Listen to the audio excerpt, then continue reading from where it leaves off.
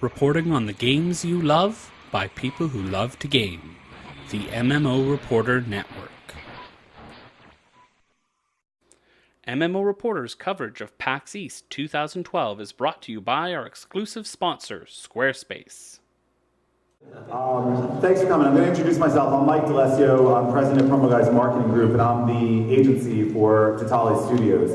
Down the line, we've got Nick. I am the founder of Totale Studios and senior gameplay designer. Jim, I'm from Arizona. I'm the military technical advisor. Matthew, I'm the server engineer from Canada. I'm Adam, senior 2D artist from the UK. I'm Rodrigo Vega. I'm the creative director from Argentina. I'm Ryan Chizik. I am the lead writer from Canada as well. Also, we ran out of space up here, so there are 3 other developers. Please stand up and turn around. And from the left, we have Igor from Croatia. He is our 3D artist. In the middle, we have Pontus. He is our gameplay programmer from Sweden. And on the end, we have Denny from Germany. He is our composer.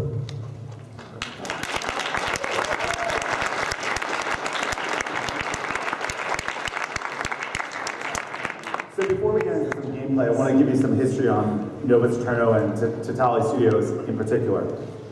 Totale Studios was basically founded by this gentleman here, Nick, who lives in Greece. He forgot to say what country he's from. Actually, no, you don't live in Greece now, you live in Barcelona. He's been all over the place. He's been in Costa Rica, Honduras, he's been everywhere. Basically what happened was he grew up in South Africa for a short time, and there was a lot of violence there, and he and his mom fled and went to a small island in Greece, and not knowing anybody, not having anything to do at age 16, he entered a lot of RTS tournaments and kicked their asses, quite honestly. He was a highly ranked member, and he had a lot of friends and fans around the world through his community board. So one day he turned around to his mother and said, you know what, these games are BS, I don't really like them, they're not really doing much for me, so I think I could do this. At 16, I think I can make this. Now we all have the idea that we can build a better mousetrap or make a better game. He actually went ahead and did it. So he turned to his mom and said, hey, can you get me some money? So she was able to actually start funding this. And he reached out to his friends and his fan base and said, how do we make this happen? Who's a composer? Who's an artist? Who's a 3D artist? Who is a producer and an engineer? And he assembled this team here that you see. Well, not only did he assemble them, none of them lived in the same country, and half of them didn't even really speak English as their first language.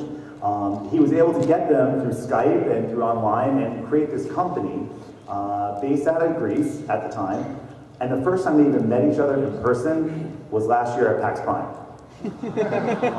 That's scary. You're putting a lot of money up, and you don't even know your team, and you're never shaking their hand. You've only seen them on Skype, and we all know on Skype, no one's pretty. So Nick came to us and said, do PAX. They said, Mike, can you help them out? We helped them out with just building a booth. I'm like, all right, whatever. It's a little company. They're never going to go anywhere. Wow, was I wrong? Because when we were at PAX Prime last year, I saw them and said, you've got something here. And so did a lot of the press. So when they reached out to me again this year and said, hey, how do we make this game real, and how do we actually get this out there? Because it's a game built by fans in a fan community for fans. What do we have to do? How do we get this out there and get our name? Well, the best place to do it is Penny Arcade, right? I mean, that's the only place you're going to hit all the main gamers. So we decided to start a new program that might be interesting to all of you. It's called the Infiltrator Team, and you might have seen some of my team wearing the shirts. We announced it yesterday here at PAX, and that Infiltrator Team is, you work with 2K Games, you work with Rockstar, you work with Konami or Sega. When they're developing a game, they bring people in, professional gamers in, to do quality assurance, to do gameplay, and test it before the game launches. We don't have that ability because we're spread throughout the globe. So instead, you guys can be the game assurance, quality assurance, gameplay testers. We want all of you guys to be on our Infiltrator team. And the more you do that, the more you actually interact with us, the faster you're going to rise up the ranks of that team, and you're actually going to be able to influence gameplay decisions and gameplay action. We're also going to start hiring our staff from that Infiltrator team. So it's something I want you to go to novusaeterno.com, click on apply to be an infiltrator. 16-year-old kid was able to do it. He's only 20. You can't even take him out for a beer to celebrate this. So with that, I'm going to turn it over to Nick. He's going to talk about some of the gameplay, okay? Well, basically, I was playing a lot of strategy games 4 years ago, nothing better to do, and I love the action-packed combat you find in Company of Heroes and Dawn of War and StarCraft. But I wanted a bit more to that. I wanted the long-term strategy of the game too. I wanted, what does this battle affect in the long term? I want my empire management, my conquest in space, but I wasn't willing to sacrifice that action and micromanagement. And I wanted to be able to do all this with my mates that I've been playing with. So I started looking for this game. It was a true MMORTS. As a gamer, just wanted to play it, nothing more. And I looked for a while and we couldn't find anything that kind of fit this craving we had. So we started going about concepting what the game would be, and I started searching out to try and find more developers, to find people who could help make this dream come true. And then we just kind of got working on the game, and a lot of people asked me, well, like, did you make a design document when you started, going over everything you wanted? And I can't explain how we did it to someone who's not a gamer. Anyone who's a gamer knows that moment when they're in a game and they're like, oh man, if they just had this one little thing, this game would be perfect. And every time we had one of those thoughts, we wrote it down and put that in the game. And that's how this game started. I mean, what it was 6 months ago at PAX Prime is nothing like what it is now, because we had lots of those moments in between there and now. And we keep on having them. I mean, even once we finish releasing, there's still so much more that we want. There's so much more to add in this game, because it's more than a game to us. It is a alternate universe that we've created that is amazing, and we want to share it with all you guys. And it's also the first ever MMORTS game that's out there. That's truly fits that description. You've got tens of thousands of players, you've got hundreds of thousands of planets, and hundreds of millions of ships.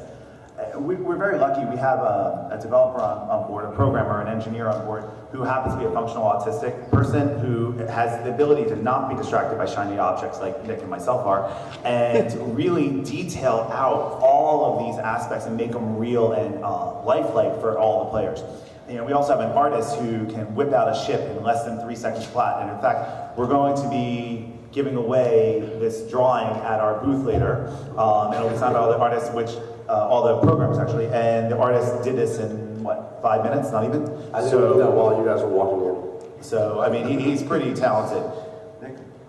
I guess the next real element to the gameplay is not brought on by my gaming experience or by the others.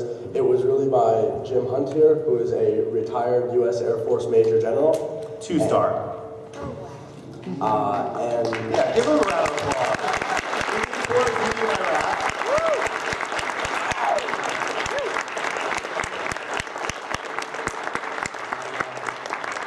well, I guess you can explain what he's added a lot better than I can. Very quickly, because you don't need a lecture on strategy, but you want to get into the gameplay, but I'll give you a short one. Just my background, I was a fighter pilot in the Air Force for 34 years. My last assignment, I was a deputy commander for multinational corps Iraq, in Iraq, when we had 130,000 troops there. So I know the ground game, I know the air game, and I was a professor of military strategy at the National War College in Washington, D.C., where we send all our folks. So my part of the game was to try to make it realistic. Not necessarily just fire and maneuver realistic, but real-world realistic. That is to consider the things like diplomacy and intelligence and information operations, the military side and the economics that we actually teach people, officers in the military today, that in order to be successful. So it's not just winning a battle, you got to be able to win the war. And that's more than just shooting at people. You've got to think about what's going to happen after that. Why do you want to get into the battle? And so that's what this game brings, that is beyond just the shoot 'em up game. So that will keep the game fresh. It'll keep it something that you want to do on a regular basis. And we've actually talked to quite a few ex-military folks that have come by the booth that have heard of this before. It's called DIME, Diplomacy, Information, Military, and Economics. And they all understand that. And if you play this game for a while, you'll understand it. Great. I'd like to go into some gameplay, but before we do that, to show you the game action, I just want Nick to give you the overall concept of the game. Okay, basically we wanted to give the player total control of his empire from the smallest detail to the largest element. Just a quick idea of scope here. You can do everything from changing the ammunition types that are on the cannons of one of your basic ships of the line, from an EMP shell to take out a shield, to an armor-penetrating shield to punch through heavy armored fleets, all the way to putting sanctions, trade embargoes, and blockading trade routes of thousands of players all over the galaxy. But at the same time, we wanted to make sure that it's all very accessible to the player. So anyone who's played an RTS game, even if just for an hour, they get into this game, immediately they understand how it all works, and the more they play it, they can grasp every element of the detail more. I mean, it's based around trying to capture everything that's great about a normal competitive RTS game, and just layering in all those different elements of strategy, so that you can experience a true warfighting environment. Great, we're going to show you some gameplay because that's what you guys want to see. Kill the lights. Kill that light, please. Thank you.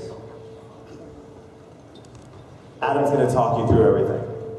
All right. This is actually a demo that was done of artist versus artist. Yeah, this is myself and Daniel Cortez, who is our other concept artist. Unfortunately, he couldn't make it here today. He's the guy who is now Blue Team. He's the one recording it. This was recorded just the other day. What you're looking at the moment is one of the larger fleet engagements. This is the full-sized human fleet versus my full-sized, very nicely lined up fleet back over there. Those really long rings that you're looking at there, they're the missile ranges. So very, very long ballistic. That really long ship around in that area, that's your capital ship. Very, very nasty ship. So he's firing a barrage at me now. It does absolutely nothing because you have awesome shields. And you're OP. I play this game way too much, so I use a lot of tactics. Daniel's normal tactic is to just throw his ships at me. He has yet to beat me. As you'll find in this video, he gets thoroughly destroyed. I think you're actually undefeated. I don't think any of us have beat you yet. So some of my ships are now coming around the sides. Again, if you come to the booth, you'll understand the directional armor aspect of all the ships. The front being stronger than the sides, being stronger than the back. So I'm going to try and get as many of my smaller ships around to the back of his ships. These are actually my favorite ships, these little guys. Mainly because I built so many of them. Hey Adam, can you just lean into the mic so we get your voice a little bit more? Sorry. Actually, here's another aspect. You saw a ship there, it was flashing red. That's basically the health system. Red flashing, it will flash no matter if you've got the ship selected or not. So you always know which ship is about to explode. That way you can decide, right, I need to pull him out of combat. Also, if it turns yellow, he's slightly damaged. If it's just normal blocked red, then he's pretty beat up.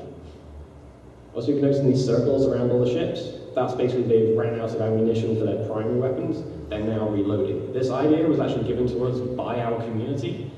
So we concepted a few ideas from that, gameplay tested them, and then put it in, and this actually works really, really well. So here's me starting to slowly move behind his fleet. Ships exploding everywhere.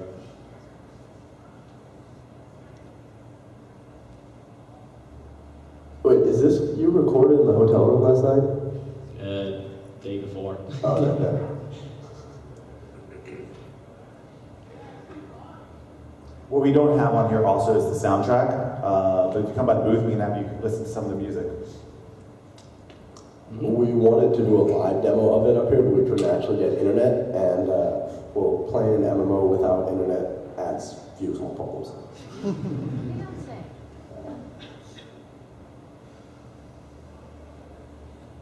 Okay.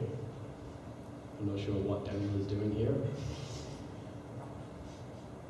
Some kind of ceasefire seems to have occurred.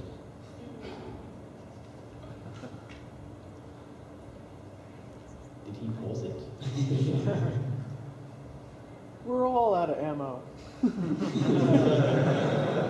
All at exactly the same time. I'm pretty sure that could happen. Ramming speed. We still have one thing left to kill him with. I have tried that several times. Sometimes they explode as soon as they hit the enemy ship. That kind of looks pretty cool. Also, actually, on that note, one of the, like, as we said, with the reloading feature that was added in from an idea that someone gave us on Facebook, one of the other ideas that was just given to us, actually while we were here, as we were setting up the booth, I checked on my phone and someone had an idea about when ships explode, the shockwave knocking the ships around it back. And I mean, one of our fans just gave us this idea, and like we talked to our developers, like, that's a great idea.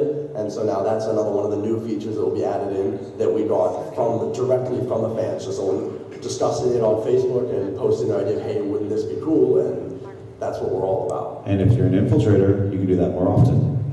So I think this is the same battlefield, and this is one we actually have later on. As you can see, his fleet was actually facing the other way when I actually met him. Lots of his ships exploded. So again, loads of my little ships trying to get behind him. So I use a lot of beams in this because I just like them. They're pretty.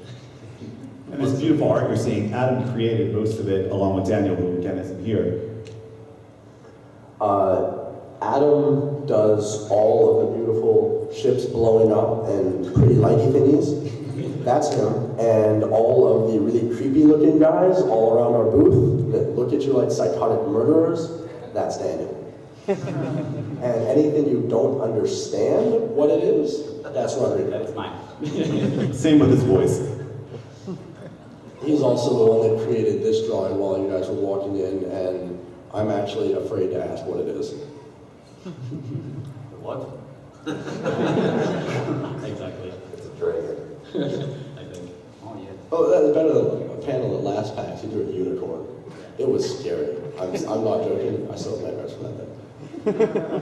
One thing to keep in mind with this size battle, this is like some of the largest fleets you'll get, and this is just 2 players. If you start having alliance fleet battles, they could go on for absolute ages, especially if you're constantly reinforcing, or they could last longer if Daniel didn't just put his fleet in a tiny, tiny area.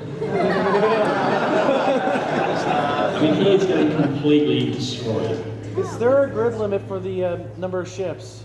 There is a amount of limit of ships you can have. You have a command point limit, depending on how powerful the ships are.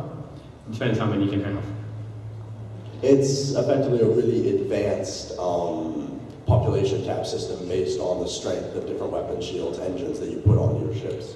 Also here, you can see a lot of our fighters duking it out. They are firing rounds everywhere. So they'll tend to go out, to send out bombing runs, and they'll fight each other around the other ships. And he's just sitting there. I have surrounded him. Emergency hyperspace. We'll do Q&A right after. He has, I think Daniel has now honorably accepted. Well, he's trying to escape. He's really trying. So we want to open up to some questions from you guys. So maybe you'd like to ask a question? Shout it out. Is there a Mac version? Not yet, but we do have that planned in. The server will fully support the Mac version, so we're all prepared to do it, but we haven't started development on it yet. Next, you over there? Will there be gravity involved? Like, could you perform slingshots around those and planets to get better speed? Not so much, because there is a lot of additional physics involved in that that would slow down the servers quite a bit. And at the moment, our main focus is to try and get the combat simple enough to understand and easily be playable. When you start adding a complication like that, and people getting their fleets sucked into the sun, there's going to be a lot of rage. Next, right here. Is there a plan for an overarching story? Yes, there is about a book of lore about this thick, I think, thanks to the guy with crazy hair. And a potential graphic novel coming out as We well. are the crazy people behind the storyline. So if you get any questions about that. Here in the hat. About how much time and effort do you think you put into starting this all off? 18 hours a day for the past 4 years. All right. Live, breathe, eat, sleep it. Right over here. Yep. Is there going to be an open beta?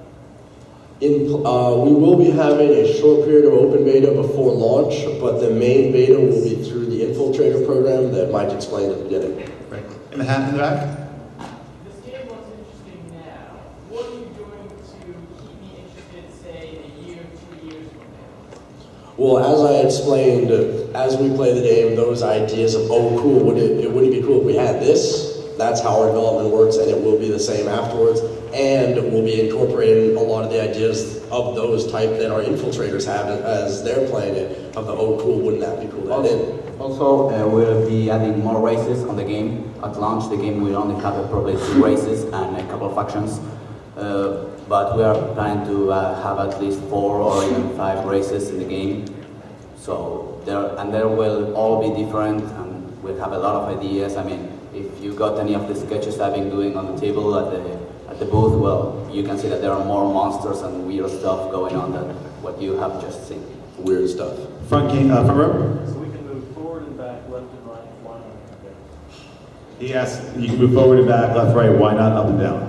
Because I'm sure everyone here who has played Homeworld knows that it is an awesome system, and after you get over the innovativeness of it, you end up playing it on a flat plane most of the time, where you don't fully utilize the 3D elements of the game because it is too much to really micromanage properly. Yeah, so we love the idea. I mean, I'm a huge Homeworld fan, and most of us are, but the key is we wanted to keep a real strong micromanagement element to the game, and we feared if we added in 3D, it would up the complications so much that people just click, drag everything through it at the end, like what ended up happening at Homeworld. Back corner.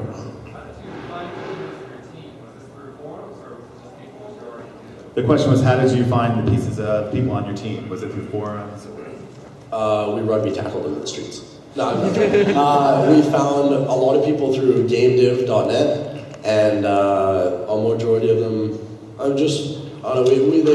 we found them just one at a time, different ways. I mean, our composer, for example, our senior programmer just sent me a link on YouTube. I is listening to this now, and I played the video, and I'm like, this is awesome. It's like, well, wouldn't it be amazing if he could do our music? I'm like, yeah, okay. So I went and found his contact information and called him up. Pretty much all of it worked that way. We'd find something awesome that someone did and just go out and contact them and see if they were as interested in this as we were. Back there? Yes, here. Is there going to be any sort of space hazards out there where landing stages for your ships enter certain territories or maybe nebulas or different fleets, or is it going to be safe to go around the Question is, are there going to be any space hazards? Yes, there will be. They're not in the game right now, but there will be some space hazards that will be added in. More things that will mess with elements of the game, i.e. slow down your ships, make it harder to scan other ships, solar flares that will knock out your radar, not so much things that actually destroy your ships or damage your ships. Right here in the hat. What about AI-controlled factions? So perhaps you could cut your teeth on before facing off with other real players. Yes, there will be a large selection of AI-controlled factions that you can go and beat the royal bejesus out of. Blue shirt in the back. Yeah, I know it's a little early, but what's your general idea for balance? How are you going to handle balance? That's a really good question. That needs a bit of an explanation. Statistically balancing a game this big is impossible. I mean, I'm a long-time StarCraft 1 fan, and I will still bitch to hell about the balancing on that game. So we've kind of thrown that idea out the window because we'll do our best to statistically balance everything, but you can't. So what we've added in is what we call dynamic balancing, which is where the balance of the game does not rely on the statistics of each weapon, more how you use everything. For example, if I'm attacking you, let's say my fleet is totally overpowered. So our first fleet engagement, I annihilate you. I'm pushing further forwards, reinforce my fleet a bit, get closer to your territory, I annihilate you again because my fleet's totally overpowered. I get even closer to you, I'm right in front of your planet. Now, you are reinforcing your ships, resupplying them, repairing them really quickly. You just need to drop down on the planet that's right next to you. I need to travel a long distance, and you can just send a couple ships around my fleet, as you saw Adam was doing in there, to cut off my supply lines, to kill my reinforcements coming to my ships. And then it doesn't matter how overpowered my weapons or my fleet is, if I have no ammunition, if I have no reinforcements, my fleet will fall. Right here in the front. So in other words, you're relying on tactics to overcome balancing issues. Yes. Oh, good. It's back there in the hat. It's just like the real world, that every decision you make, whether you're going to stretch your supply lines or not, is going to determine how successful you are. Just every decision you make will have consequences, good or bad, and you'll have to think through those as you develop. In the yellow hat. What sort of resource system are you going to implement for the creation of ships? There is 4 resources in the game. Credits, which you use to pay for labor, so everything costs some credits. Then you have common, uncommon, and rare resources, which are a bundle of iron, platinum, gold, titanium, uranium, all the different resources bundled into those 3 categories, which are utilized as the actual construction materials. So everything will cost some credits and then a variety of other resources. Red shirt in the back. You. Yep. How exactly do you capture a planet or territory? A planet is captured by first you must have ships which have transport bays and drop pods on them when you design the ship. You must load assault or general purpose infantry into these ships, fly to the enemy planet, and start dropping the infantry, the Marines, onto that planet, and then they will fight against the defending forces on that planet. Once they overpower the defending forces, you have now seized control of that planet. Okay, we're gonna go around the side right there in the black and white and green and whatever else is glowing on you. Did everyone, how did you convince the team to join up together to form an actual company? Drugs. Honestly, there was no convincing at all. I mean, the moment anyone... It was all just voluntary, and I've, again, wanted a game like this for so long. As soon as Nick came along and said, right, this game, we really, really want to make it. Your artwork suits it so well. Do you want to come on board? We'll give you some bags of rice, that kind of thing, a few blankets. And I said, yeah, sure, why not? It's literally how we did them.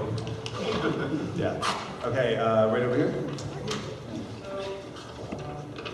One of my favorite series is Babylon 5, so two things I was wondering about. One, will there be space stations? And two, will there be some form of nuclear bombardment that rather than taking over a planet, would just utterly make it uninhabitable? I like the way you think. Yes to both of those. There will be space stations, but space stations won't be so much open to everyone. Every alliance gets a alliance HQ, which is also, or it's a space station, depending on what you want to do with your alliance. You can customize your alliance HQ to be more of a front lines combat support thing or a trade post, whatever your alliance is into. And yes, you will be able to nuke planets, and it will really piss people off. Black hat back there? Yep. You brought up Downing before, and the things that interested me in it was the diplomacy and intelligence part. What gameplay options are you going to give the player to actually utilize that and emphasize it? Actually, Jim, I'll let you take this over.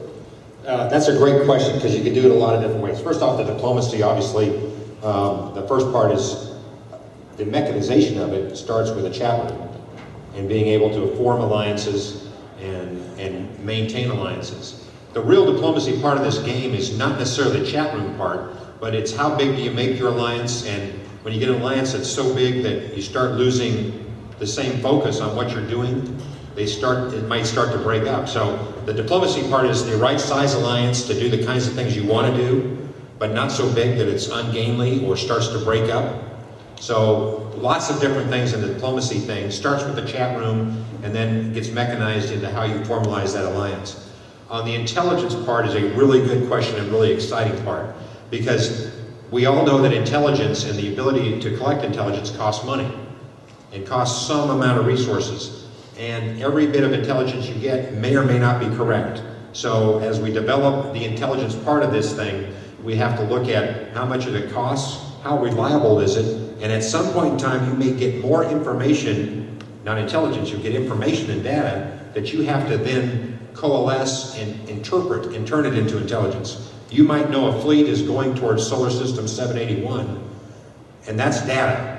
But you don't know what they're doing going there. So you'll try to put things together through chat rooms, through your alliances, through different sensors, and try to figure out what they're doing and what their intent is, because that's really what you need to know. It's a very complicated subject. I'm going to actually ask, since there's so many people asking questions, can we just start a line going at this microphone over here? That would be a lot easier.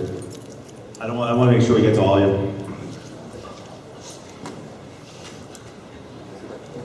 Is there anybody that doesn't want to?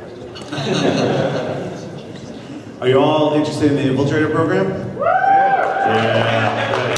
All right, let's start with you, sir. I was just wondering, is there a way for a player to be knocked out of the game? And if so, how does he get back in? Credit card denial. No, a player cannot be knocked out of the game. How it works is your home planet starts with a fortress shield, which is a massive shield that encompasses your home planet and all of its moons and some space around it, which no one can get inside of, no one can shoot into, no one can do anything. It's your safe zone. You can build a second fortress shield, but you must always have one active. So if you want to, you can kind of leapfrog your way across galaxy with these safe zones. So your worst case scenario is that you have 2 planets with their moons, and that area always safe. Now, assuming you can always piss off the wrong people and have 50 different fleets camping all around your home planet, just as they want to troll the hell out of you. In which case, you just can pick up your fleets, fast travel to another galaxy, and capture a planet there and start all over again. Make new friends. Next question. Yeah, you talked about like invading, sending troops down to planets. Will we see any of that, or is it just like drop the pods and then they do? You like just assume they're doing their thing on the planet and success or fail? For the beginning, the first step of that will be just things dropping onto a planet. You'll see some explosions on the planet and a progress bar and some statistics of what's going on. At a later date, we would like to add some more into that, but that's the first step. All right. Thank you. Guys, we have posters too, some really cool concept art posters. So as you're exiting, hopefully you're not exiting, but as you're exiting, Big Mike in the back will be giving out posters. Can you describe the fast travel system and how that will work in terms of either gaining a foothold or defending a system? Like, would you be going through the Oort cloud in order to get to the solar system, or is there a gate that everybody jumps to and that's the choke point? If you have fast travel capabilities on your ships, which is linked to different engine components and utilities, then you can effectively teleport from anywhere to anywhere. Now, there is a warm-up time where all your shields, weapons, and engines shut down while you're preparing to enter hyperspace. And when you exit, depending on the distance, your fleet can be very scattered. So the further you travel, the more scattered you be. So it is not a very successful tactic as attacking. If you jump straight into the enemy's area, you can be completely spread out and it may take you a while to organize, so you're in a bit of a position of weakness. But you have fast travel beacons, which you can teleport to faster with less of a cooldown time, and your fleet arrives organized, but you have to construct them somewhere. So fast travel can be used defensively quite successfully. Offensively, it takes a bit of tactics and thinking. Okay, thank you. Can you give an estimate of how much starting capital you need to fund an operation like this and how you got it? Honestly, it really depends on how you want to go about the development. A lot of the decisions we made was based on trying to get this as cost effective as possible. The first, we're all sci-fi fans, but space is a lot easier to develop in. You get a beautiful skybox, some nice clouds and nebula and planets, and you have a great looking game. Whereas making a massive, never-ending map with terrain would have totally crippled us. To answer your question, when they were looking for funding, Nick turned to his mother, who has a vast business background, and reached out to her initial network of people that she does mining with around the world, and was able to reach out and get some funding that way. From that, they told a friend, and they told a friend, and they told a friend, and they told a friend. And it's really just been that level of funding. We haven't gone to any VC funding at all. We have not done Kickstarter, predominantly because we're not an American company, with him being based in Barcelona right now. So the funds roll in over time, and as the funds roll in, they're able to do more and more. I would say that a safe conservative estimate would be that at the conclusion of the game, when it's ready to launch, you're looking at probably $1.5 to $2 million versus I've worked on some games that I have $60 million in investment in. So this is done the right way, better than most independent companies will ever do to raise the money and retain the creative control. Thanks. How will you handle, say, multiple players trying to attack somebody at different locations across their empire, or attacking a player who's currently logged off? Okay, those are both two really good questions that I need to deal with separately. The first question, attacking someone at different ends of their empire, that is part of the game, and it's why you need to make sure that, first of all, you don't make unnecessary enemies. There's the diplomacy part. And second of all, you have to micromanage the defense of your empire quite well. The larger your empire is, the harder it is to defend, which also adds in part of the dynamic balance. And because you have a limited number of military forces, the bigger your empire gets, the more spread out your defense is. The smaller your empire, much, much easier to defend. So that is up to the player's skill, and if he does not do his diplomacy right and pisses off a lot of people, then he better be really good at the military to defend. So can he actually bounce between both battles to micro both of them at the same time? You actually, the game is one seamless map. So there is no, I mean, to go from one planet to another system, God knows how far away, it's just scrolling in one single map. They're not instances or anything. Okay. Thank you. So you guys, I know you're all from different parts of the world. I was wondering how you guys went past the communication and the language barriers that went on. I know you guys use Skype. Is there anything else that you guys use as well? Well, the good thing is most everybody speaks some form of English, Denny, challenging. But they also tend to speak enough English. Except for the guys from the UK. Yeah, we don't understand what they're saying. Sometimes the Canadians throw the A in all the time.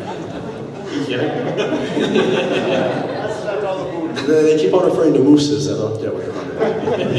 We would say we like our maple syrup and beavers, No, the best thing is that Skype is a really great tool for this, and it makes you feel like you're virtually just down the hall from them, except that being based in New Jersey, for us, when we're doing all the marketing on this, I'm talking to him, they're 5 hours ahead.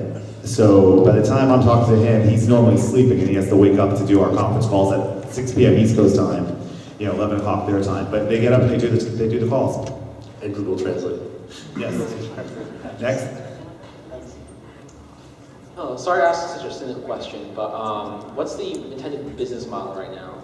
Well, it's actually not a silly question at all. We struggled on that for a while because the industry really wants free to play, and at the same time, a lot of people are doing subscription. And this game doesn't support free to play very well because, first of all, the server costs are very, very high, as we don't want to cripple the action and the gameplay to support a free to play model.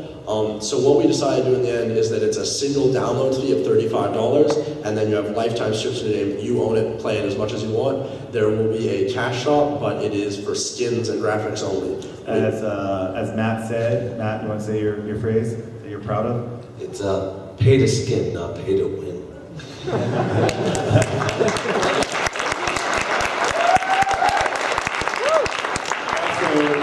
Also, July 1st, pre-order, $19.95. Please. And you're good.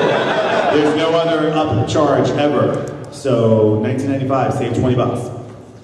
Use it for skins. Next. So something that's kind of a staple of a lot of MMO games is the ability to sort of do what you want with your character and maybe, not actually do a lot of combat and focus on like trading or something. Or will you be able to do that? Will you be able to produce a fleet of trade ships that go all over the place like selling things, or do you have to build combat ships? No, that is, it's a very important element of the game that we include all the aspects of Dime, as you said, and a person must take all those into account. Now, I'm not saying that he needs to do it himself, but for example, a warmongering player will not have the infrastructure or the economy to support his warmongering ways the way he would like to. So he would need to make up for what he's lacking in that by finding a player who is all about trading and doesn't want to fight. And so it effectively worked for him as a mercenary.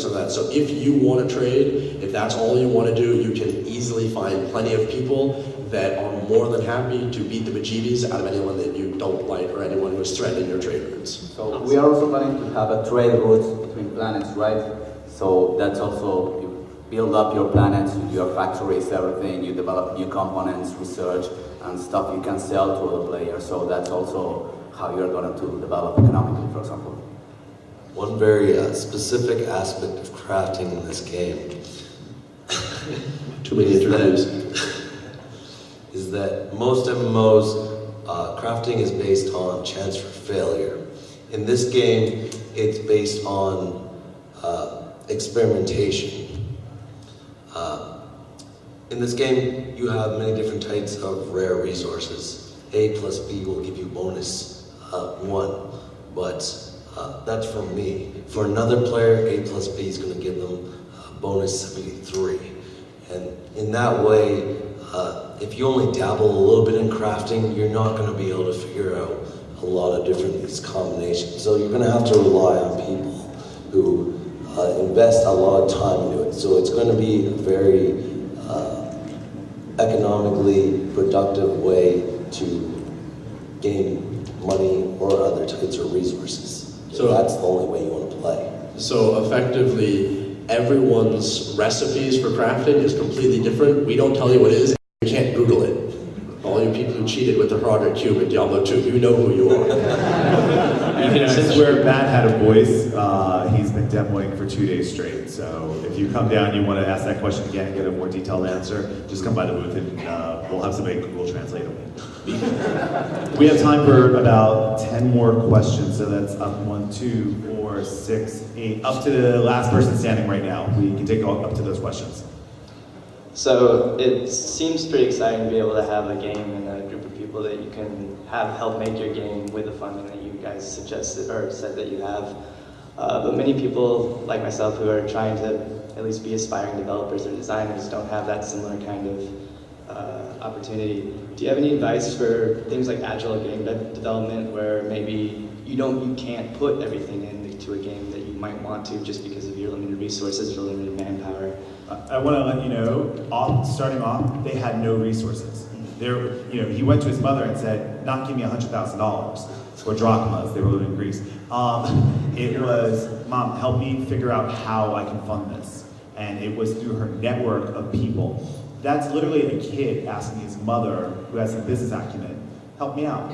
I'm sure most people know somebody who has some business acumen. It's really thinking outside the box. It's not going off a typical model. Also, the funding only started in our 3rd year of development. The first 3 years we were totally indie, working for free, and getting really skinny.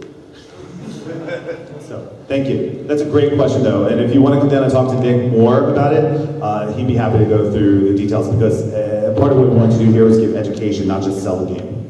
Okay, I got a pair of gameplay questions. You mentioned you have these fortress shields. Are there any other sort of static planetary defenses that you can utilize?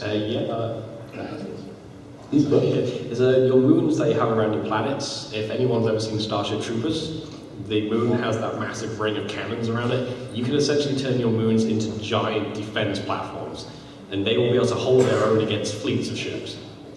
Okay, second one, what about boarding actions between ships? Homeworld 2 had the marine frigates, Homeworld 1 had the salvage corvettes. What about taking over enemy players' ships and utilizing them against them? It will use a similar system to the planet capture, where you will have defending military forces on a ship, and you can send general purpose infantry to try and board a ship. That feature's not in the game yet and will not be in on release, because there's still some nice ideas we have to come up for it that we're still waiting for, and infiltrators help us out here. So, but that is definitely something we are planning on. Thank you. As you know, in MMOs and RTSs, there are the really insane tryhards. And would you, have any problem, like how would you kind of figure out someone who could possibly dominate everybody? Is that even a factor? Not so much, because of the limited military forces and the time you spend in the game really has nothing to do with it. I mean, a level 1 player could have a fleet the exact same size, has a fleet the exact same size as a level 80 player. We don't have levels, I'm just giving you the example. So the amount of time you spend in the game, none of that dictates the size of your military force. So the size of your empire and the amount you can conquest really is determined on your skill. And if one player can actually manage to dominate the entire galaxy with the same size fleet as one other player, we call him the Emperor. Yeah, I mean, that's it. He wins. Keep in mind, it's very much like Survivor, the TV show. It's outwit, outsmart, outcunt, out-trickery. You can form alliances in strategy fields. I think that you really need to be the smartest and most aware type player. That's how you're going to end up dominating. Okay, thank you. Hi, so I think it's a very big universe, as Jim is saying.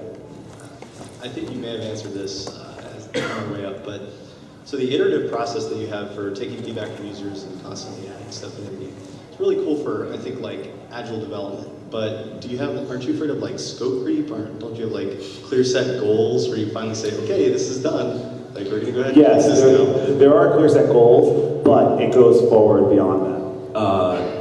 Yeah. But 95% of this game is creepscope, and Matt hates me for it. All the programmers hate me for it. Pontus is like face palming and crying right now over it.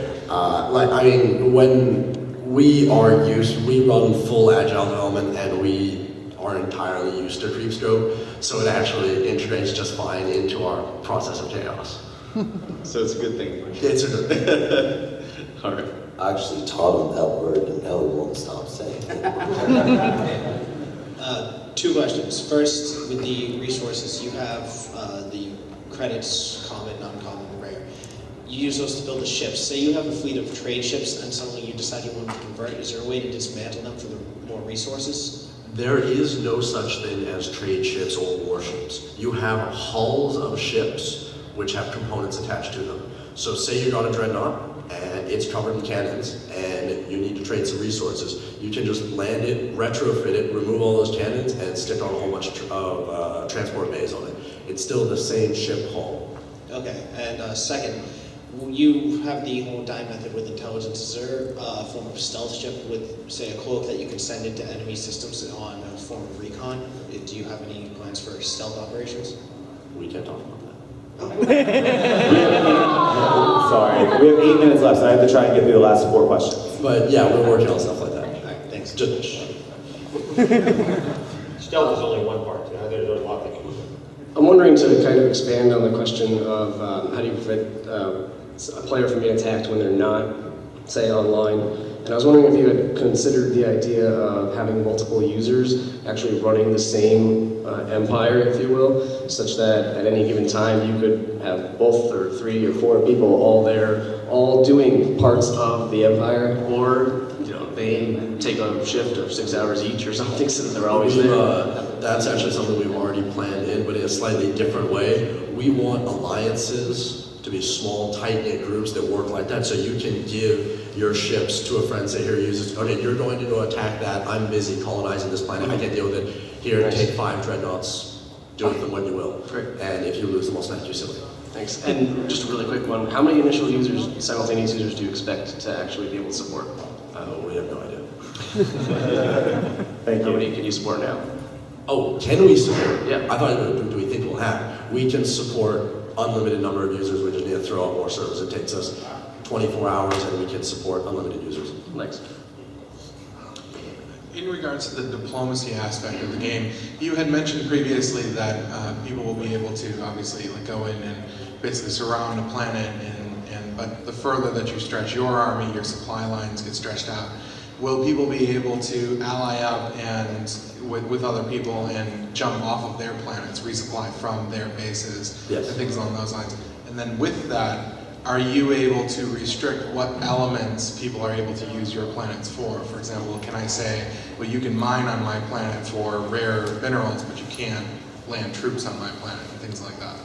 The only people that you cannot, that there are any restrictions against, is people in your own alliance, which is a limited number of groups. Other than that, we do not give you any restrictions.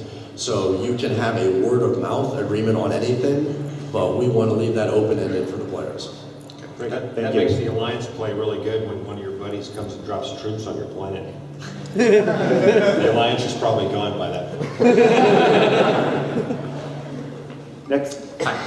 I actually have 2 questions. No, I got time for 1. Okay. Sorry, because there's a guy behind you and we have to clear the room. Sure, no, I understand. Did you guys write the panel description for your panel? Did we what? Did you write the panel description? Yes, we did. Okay. Do you plan to fulfill that description? In what aspect are you talking about? It discusses, development and how you went through your process. It seems like an advertisement right now. No. I think that what we've been trying to do is talk about the game and talk about how we've gone It's about. just that the description doesn't say anything. I wrote the description. Okay. And you're a PR guy, right? I'm sorry? You're a PR guy, right? I'm the marketing agency, yeah. Okay. That was my question. All right, thank you. Hey guys. So I think in any MMO, and especially one like this, there's going to be elements of deception and collusion and things like that, and it seems like you guys are open to that and in fact encouraging it in some ways. But I think that there's also elements of that that can go beyond the pale. Like for example, offering like real world money in exchange for support, doing things that wouldn't be considered acceptable in most games. I was just wondering where you guys draw the line on that, and a little bit about what's your philosophy in dealing with those issues. Well, we believe we want the players to stick as much to playing the game as possible. I mean, this is an empire simulation game. We do not support any of those things, and we will try and limit it as much as possible. But of course, I mean, we won't be able to catch everything. All right, thank you. Great. Now, one of the great things about developing your own game and becoming independent is that you can sit there and create your own worlds with your own visions. And what Nick and his team were able to do were be able to sit down and literally white paper everything out, figure out how they want it, and let that start working and feeding their thought process to evolve to an overarching game. When we've been talking with fans all throughout the show about how do they replicate the way Nick and his team were doing this, one of the things we kept telling them was, don't limit yourself with your ideas. Stick to your guns with your main concept and let the game kind of evolve on its own. Sorry, I think I lost the mic. Let the game kind of evolve on their own. When dealing with funding, don't go along the lines of one way of thinking, just going to VC funding or trying to get all your funding in one place. What Nick was able to do, working with his mother Lydia, was to be able to sit there and say, okay, if I work with person X and I can get 25,000 from person X or 5,000 from person Y, I can then multiply that out and extrapolate that out and start building my bank account that way and really try to use the money as efficiently and as user-friendly as possible, meaning how do we make the game more effective, not how do we put the money in our pocket. And that was a great learning experience that we've been talking to the fans all weekend was, none of these people are getting rich off of this game. None of these people have been paid a tremendous amount of money. I believe 90% of them are working for free. I would just say or paid, period. And the people who have tried to do the games and to do independent games in the past have sometimes succeeded, but often what they've done, and I've been in the industry for 20 years, often what I've seen done is they try to go and get all their wad at one time. And then when they've got that wad of cash, it becomes overwhelming that now they feel obligations to these huge investors. And that they have to try and satisfy what the investor wants because they've given them a huge amount of cash up front. By collecting the cash smaller and taking the investors' ideas, and we actually have a lot of our investors come to the show this year, we were able to let them say, follow our dream, follow our process, and we've been able to raise more capital that way because they're now buying into the team as a whole versus just buying into the overarching game concept. They're saying, you guys do what you do best. We'll give you some seed capital, you let the game expand from your own hearts and from your mind. That's where I find independent game manufacturers and developers really tend to lose it when they go large. Would you agree, Nick? Oh, definitely. One of the things we've been doing at the booth as we've been developing the rapport with the fans is come into the booth. We don't have you just sit there and say, here's the gameplay and this is what you can do by our team. It's really about talking about how each individual developer, so if you're talking to Modus or if you're talking to Igor, how they've gotten involved with the game and how have they been able to influence the game action. And as we said, Denny just sent an email and said, this is what I'm listening to, and do you want to listen to my music? And he got involved. It's really that aspect that we're trying to convey of how if you've got an idea, don't be afraid to reach out and talk to somebody else on community because that's how you're going to expand and actually be able to come up with a product that's sellable. How many units are we going to sell? We're not really sure. How vast and is this going to be a legacy product? We're hoping. We want this to be a great game from the fans, for the fans. But that from is really where it inherently started is it's fan-based. So there's no marketing team sitting in the background saying, we need to produce this amount of money and we need to push out these product placements inside our game and we want to be able to take, XCOM or Far Cry or any of those titles and make them, work on game 2 and working on game 1 already. This is really about putting out the best product possible, and if the fans like it, the fans will influence how it goes. It's really been nothing more than, or I should say nothing less than, sitting down and taking your idea and extrapolating on it and coming up with something that's playable.